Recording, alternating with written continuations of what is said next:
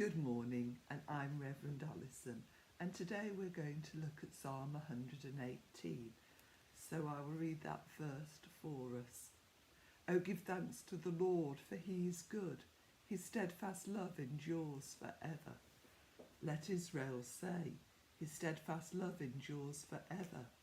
Let the house of Aaron say, his steadfast love endures forever. Let those who fear the Lord say, his steadfast love endures forever. Out of my distress I called on the Lord, and the Lord answered me and set me in a broad place. With the Lord on my side I do not fear. What can mortals do to me? The Lord is on my side to help me. I shall look in triumph on those who hate me. It is better to take refuge in the Lord than to put confidence in mortals. It is better to take refuge in the Lord than put confidence in princes. All nations surround me. In the name of the Lord I cut them off. They surrounded me on every side. In the name of the Lord I cut them off. They surrounded me like bees. They blaze like a fire of thorns. In the name of the Lord I cut them off. I was pushed hard, so I was falling, but the Lord helped me. The Lord is my strength and my might. He has become my salvation. There are glad songs of victory in the tents of the righteous. The right hand of the Lord does valiantly. The right hand of the Lord is exalted. The right hand of the Lord does valiantly. I shall not die, but I shall live and recount the deeds of the Lord. The Lord has punished me severely, but he did not give me over to death.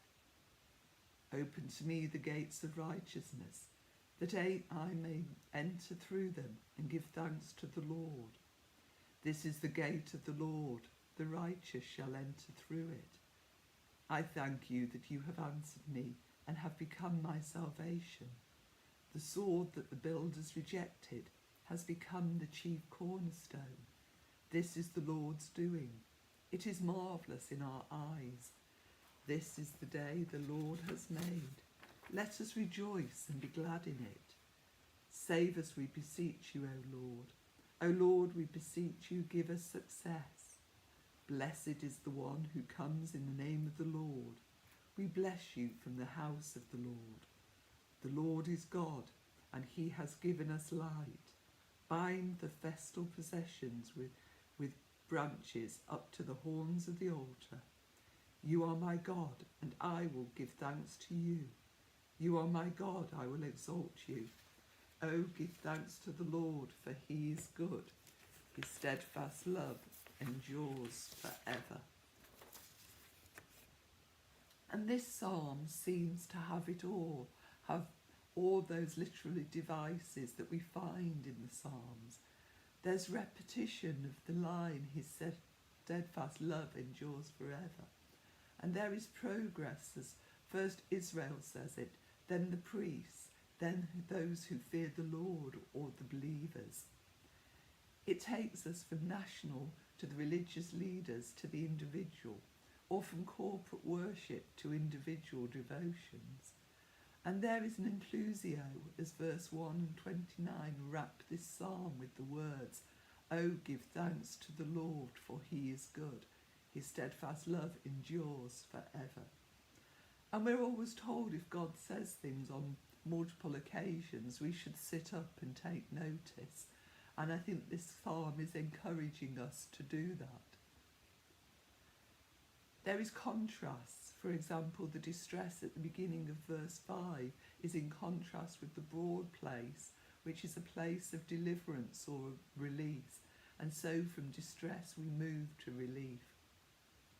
This is the last of the Halal Psalms, Psalms 113 to 119, and is sung at the Passover.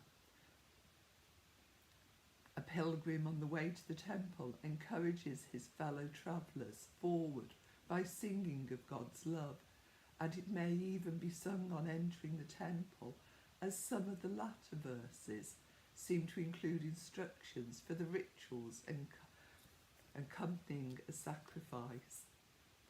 And there's lots of imagery of battles and nations, and it is in fact entitled A Song of Victory. And some scholars suggest that this is a victory song, repurposed and reformulated to celebrate the return of the exiles and the rebuilding of the temple. Verse 10, for example, with the use of beset or surround, suggests a dire situation of siege proportions. But there is reference to valiantly, of God defending Israel against its enemies. And this contrasts to verse 6, as at a more individual level, that no human can harm the psalmist if God is on his side. God is far more reliable, we are told, than any human being. Derek Tidball, though, looks on this psalm as one about love. Verses 4 to 7 describe a responsive love. I cried, and the Lord is with us.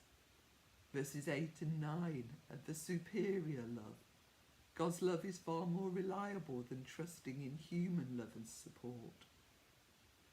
Verses 10 to 16 is a victorious love.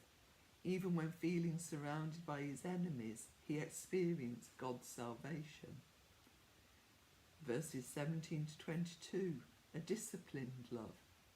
The psalmist has been disciplined by God, whose love doesn't come cheaply and requires hard work and right living.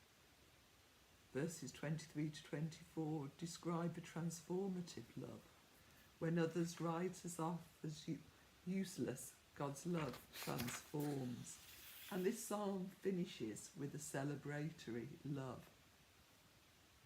At Passover, pilgrims were expected to travel to Jerusalem, and the historic events of the Exodus from Egypt were repeated and reenacted. And there's always a risk that by repetition it becomes a sterile history lesson rather than the lived history or part of their story. It can become over-familiar and an institutionalised ritual. In time, the practice of reading Song of Songs during the Passover developed, an allegory of God's dealing with them. And to distill the story of the Passover into one sentence, it is this: God set the people of Egypt free because he loved them, and in return they loved God with every fibre of their being. And this psalm is a real celebration of the love of God for us, which is as relevant as much today as it was to the original hearers. A love which is responsive, superior to human love, victorious, disciplined and transformative. And we should celebrate that love in all that we think, say and do. And help me remember all that God has done for me. I'm going to carry the words of that inclusio with me all day, and I encourage you to join with me and say the words and keep returning to them throughout the day. Psalm 118, verses 1 and 29. Oh, give thanks to the Lord, for he is good. His steadfast love endures